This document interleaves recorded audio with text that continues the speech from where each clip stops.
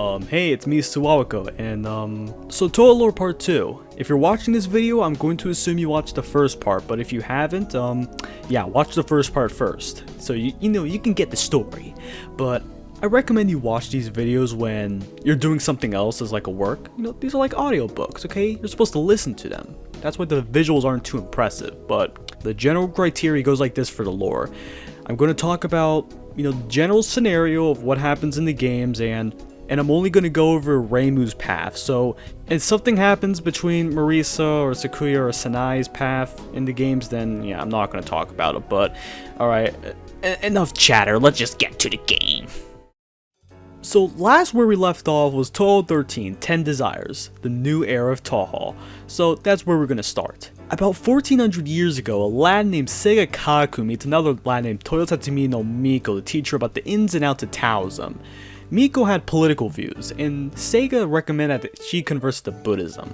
After the Holy War, Miko spread Buddhism throughout Japan and conducts her Taoism experience at the same time. Her experience on Taoism began to take a toll on her health, so she decided to become a Shikaisen, which is basically one of those Buddha statues, and her and Mononobe no Fubo under a long sleep.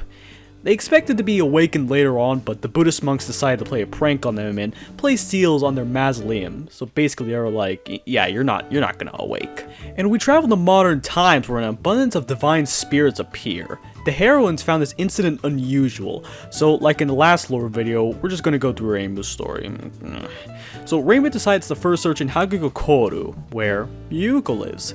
Reimu thinks Yuuko doesn't take care of the spirits properly, but after a battle, Yuuko tells Reimu that she doesn't know much about them, but suggested that they may be in the Myoren Temple. At the temple, Reimu encounters Kyoko Kasudani, who was the guard, but she finds nothing, so she moves on. Inside the temple, we meet Kogasu Taro, and she appears again and surprisingly has a purpose to this story. Wow. She was trying to scare Byakuren, but was stopped by a guard. She wanted the guard to be vanquished, but Reimu attacks and defeats Kogasa. However, once Reimu meets the guard, it turns out that she was a resurrected zombie named Yoshika Miyako. Zombies are bad though, so she got vanquished like Santana. Inside the mausoleum, more divine spirits appear and then encounter the lad Seiga Kaku once again.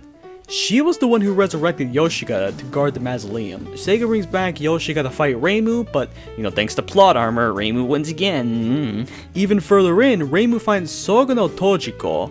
No relevance to the story, so she gets killed. Later, Reimu finds Mononobe no Fudo. They fight, and Mononobe gets defeated.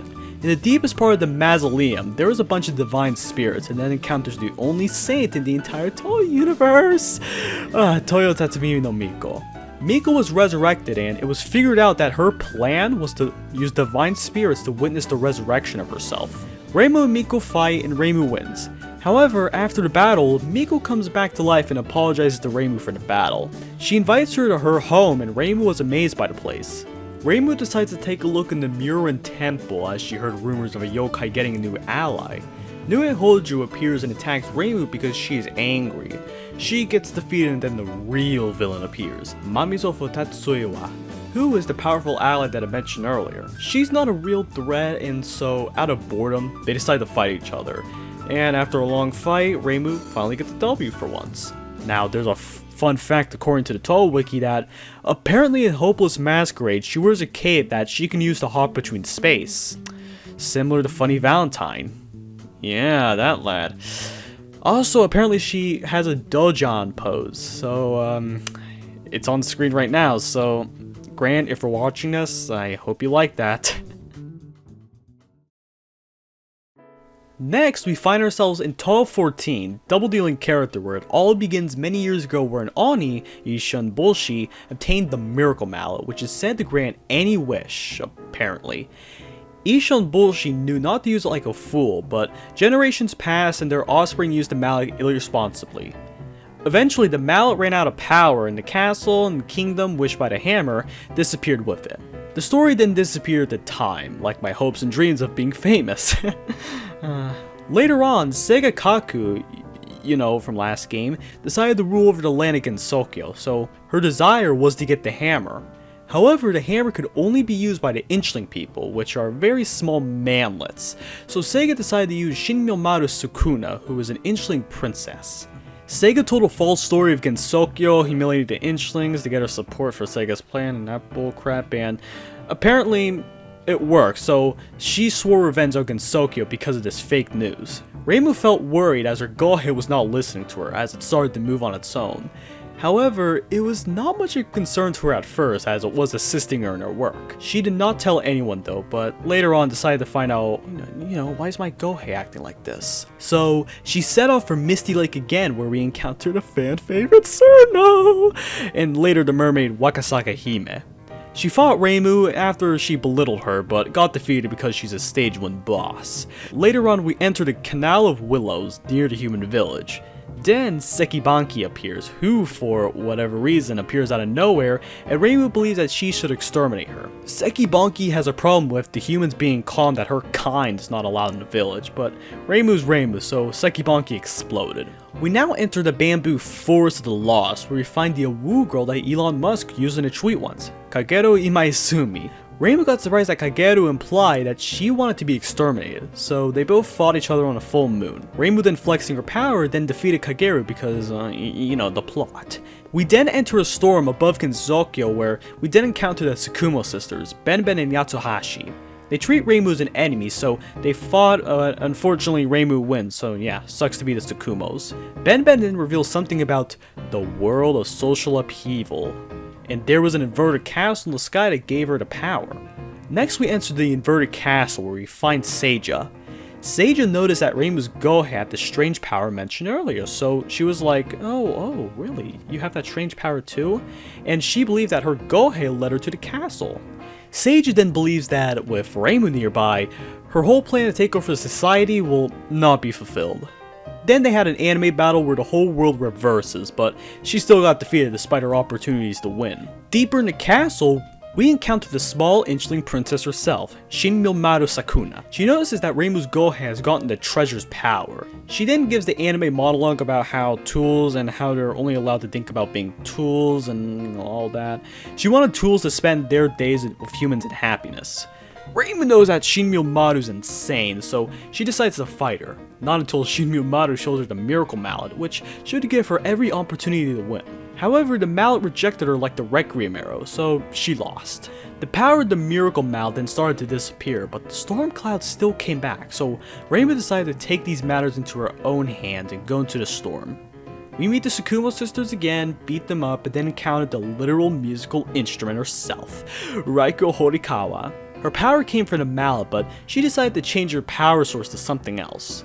She decided to test her power on Reimu, but as we know, plot convenience is God-given to her, so Reimu defeats her.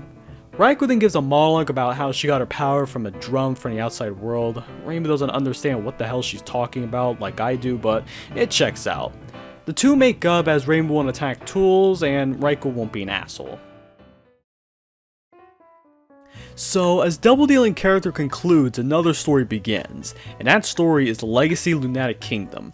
For backstory, there was once a divine spirit named Junko who had a hatred for the Lunarians, and especially Changi. This is because Changi's husband killed Junko's son. Junko took out a racist rage against Lunarian capital, but it was not successful. She later met up with Heikeisha Lapis Lazuli, who also had a hatred of Changi. They both teamed up and had a plan to destroy the Lunarian capital. Oh, and Junko needed assistance, so she purified hell spirits into regular spirits so that they would help her. The story then starts a few minutes after urban legend in Limbo, which, to put the story in short, is something about the occult balls or urban legends having them scaring the humans, so the herons go and investigate, yeah, whatever. A weird probe crashes into the mountains where Reimu Sanai investigated. On the moon, Eren and Kaguya really wanted to investigate, but decided to stay out of the incident as the Lunarians wanted to invade Gensokyo. Raisin asked to deliver the Ultramarine Orb Elixir to Reimu Sanai. This medicine allows the user to get rid of the impurity of death and experience the immediate future. King Crimson Epitaph. Marisa was studying one of the occult balls while Raisin was giving the medicine out to Reimu Sanai, so she decides to go and help them. This is where we begin with Reimu's scenario. Seiron was sent to purify the earth, and she was encountered at a lake. She tries to stop Reimu, but was defeated because stage 1. Up the Yokai Mountain we find Ringo, who despite being named after a Beatles reference, was also working in the same team to purify the earth. She also got elled by Reimu. Ringo allows Reimu to take the Kion passageway, which leads her into the dream world. Doremi is the ruler of the dream world, but she was surprised that Reimu is in the dream world with her in her physical body. After her defeat, Doremi told Reimu that she's in a dream. Ooh. And Reimu figures out that the Lunarian capital and Gensokyo are somehow connected by the dream world. She then arrives to the Lunarian capital where it appears to have been frozen over. Sugume Kishin appears. They both fight and Sugume eventually gets defeated. She then explains that the freezing of the capital was a part of her ability to reverse a situation with just her sentences, which, if you ask me, it's a completely busted ability. For whatever reason, the relocation to the capital never occurred, as she likely did not master a stand ability. She then told him that, to resolve the incident, Reimu must go to the Sea of Tranquility. At the sea, a normally lifeless area on the moon is overrun with hell fairies. Most prominent is the latter's self, Clownpiece. Despite being patriotic as Funny Valentine, was told by her master that if anyone came to the capital, do what you want with them. So, using Clownpiece logic, she decided to attack Reimu. After a long and painful battle, because, Legacy Lunatic Kingdom just be like that, she got defeated and felt remorse, and promised that a Lunarian invasion of Earth would not happen as long as the Hell Fairies are on the moon. Reimu then encounters the underside of the sea, where she finally finds Junko. She then gives an anime villain monologue about her plan to take over the Lunarian capital. The story is a bit confusing as it is, but, it will take a few passes from here. If you took the medicine, aka you didn't die, then Junko will have already surrendered, but you will still have to fight her anyways. If you didn't take the medicine, aka died throughout the game, Junko will mock you and then you both fight, which is probably the better sequence, by the way. After her defeat, Junko definitely got surrendered. Reimu decided to go and meet Eren and talk about the events of Legacy Lunatic Kingdom. Reimu wondered why she had to go save the Lunarian capital if Eren could do it herself.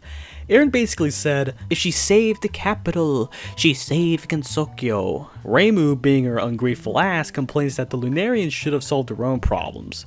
And Eren replied that, if it was only for the sake of the Lunarian capital, then Reimu would not have gone. Then Reimu left annoyed at her. So after the events of the game, the whole team was like, yay, we're back to normal.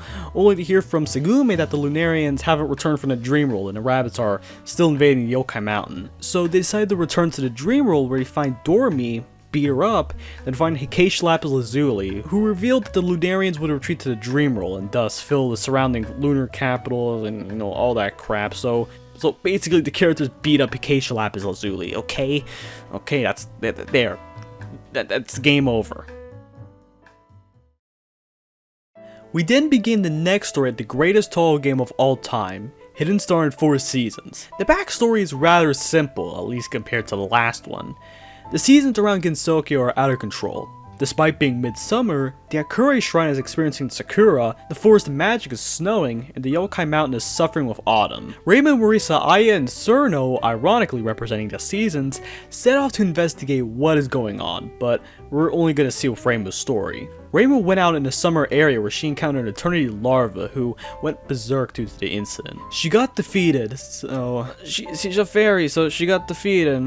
Reimu then moved on to the Yokai Mountain where she encounters Nemuno Sakata. She did not approve of Reimu trespassing on the mountain, so she got defeated too. She then goes to the Hakure Shrine where the entire region is infested with Sakura Leaves. Lily White appears after some time, hey, welcome back Lily, but then gets killed. Then we find the real boss, who is On Komano. She was enjoying the Sakura, but was defeated by Reimu because, she's Reimu. Reimu then enters the Forest of Magic, which was already snowed upon by the incident. She met up with Nerumi Yatadera. She was originally a Jisoo statue, but thanks to the sheer power of the incident, she was alive. Woo! She did not know what type of power gave her life, but she noticed the sheer power of the seasons. Reimu then finds her and Nerumi challenges her to a battle. She of course loses, but Reimu finds a door in her back, so she decides to enter it. In the land of the back door, Reimu finds Mai Terera and Satono Nishida, who were servants of the final boss. They were ordered to draw out the power of the Gensokyan, so they can find replacements for the boss. However, the two didn't know better that they were searching for their own replacements rather than allies to assist them. Reimu then destroys the two, but after some searching, she encounters the true boss behind the incident, Okina Matata. She said that her motive was to send out Satono and Mai to search for their own replacements, but, let's be real. We all know her true motive was to show out her true power to the other sages to know that she still exists. Reimu and Okina then duel it out with the power of the seasons, but since the seasons were originally Okina's, she was actually able to win for once. Wow! She was actually able to win against Reimu. She was sent through a back door back to Gensokyo. Reimu was then at her shrine when she talked with Alan about the events that happened. She then told Reimu that she should enter the door on her back so that she can finally end Okina. Reimu accepts and then enters the door. She encounters Satono Mai again, finishes him up, and then encounters Okina again. Okina respected Reimu for coming to her to face her again, but she believes that she is invincible and unstoppable. Okina acted dumb and claimed that Reimu was a coward for escaping despite the fact that she trapped her. After the final battle, Okina finally lost, but really wanted replacements for Satono Mai. Reimu asked Okina for the exit, and after finding it, Okina asked if she should come with her, and Reimu permitted her to come. Okina also asked if she can go to the shrine to have some tea with her, so, that's a pretty wholesome ending. Next off is the story of Wily Beast and Weakest Creature. Several animal spirits from hell are escaping and are plotting to take over the surface world.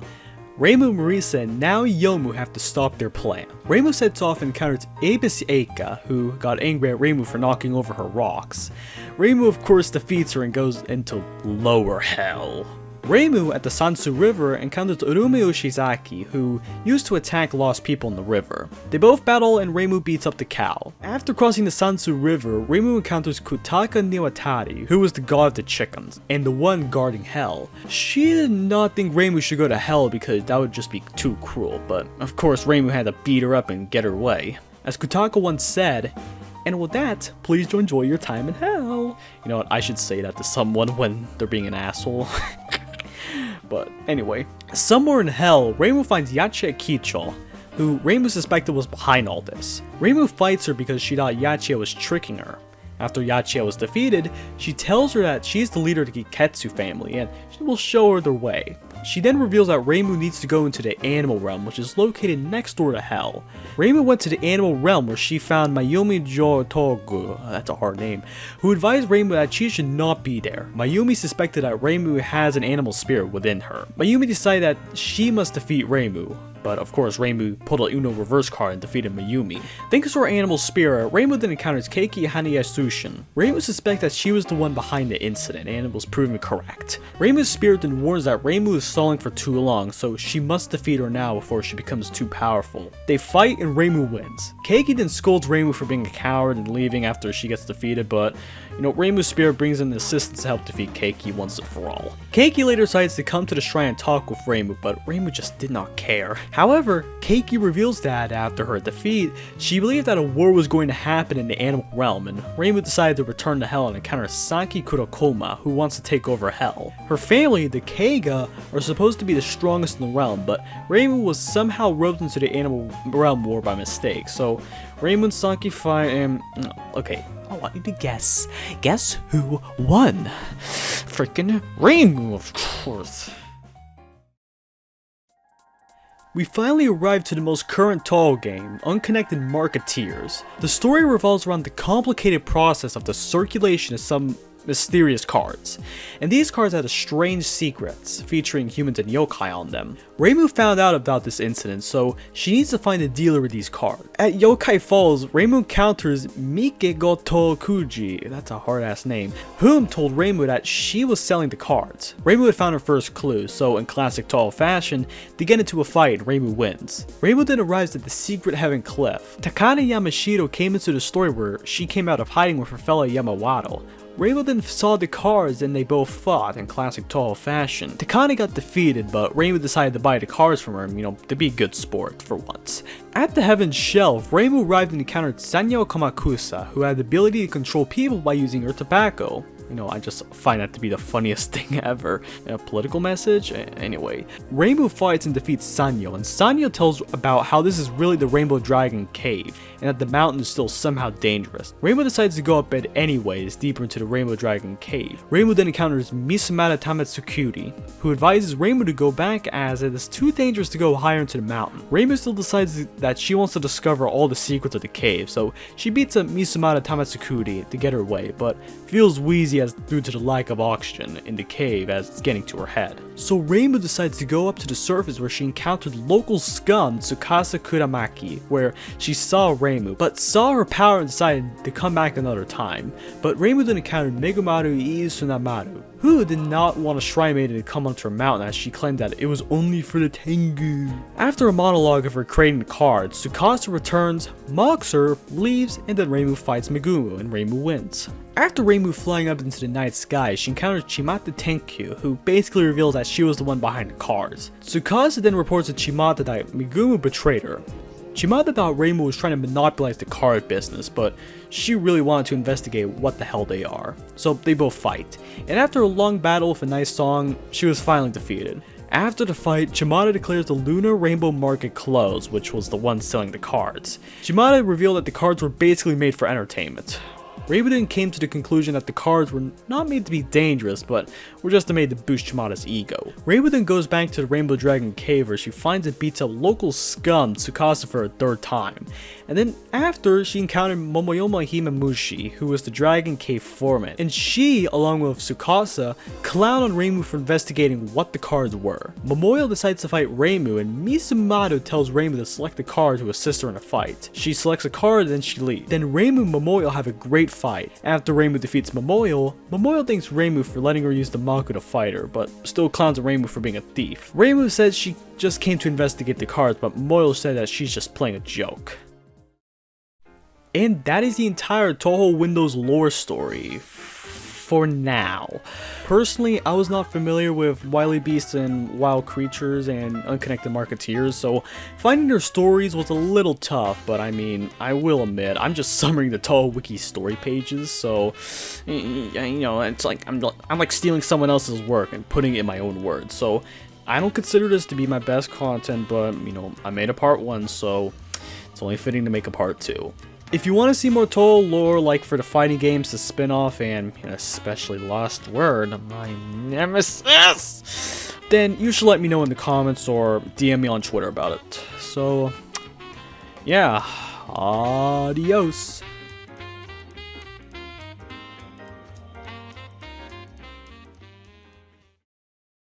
They treat rainbows as enemies, so, oh my goodness, spelling mistakes in scripts suck. Segume keychain appeal. No,